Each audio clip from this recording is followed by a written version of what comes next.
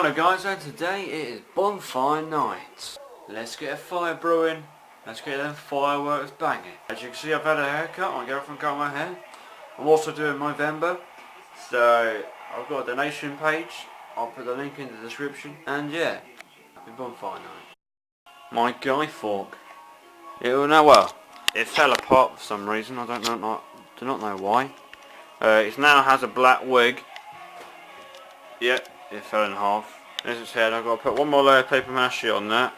But because I got my hair cut yesterday, I thought what better way to use my hair and give my guy fork a fucking beard. Hello guys, yeah, you missed the fireworks. Check it out.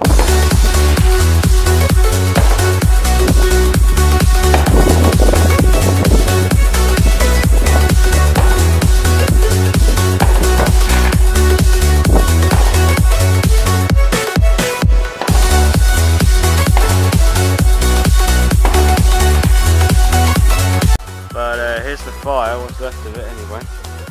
There's my cousin Chelsea over there. There's Ruby, who... Wait, no, is that? Yeah, that's Ruby.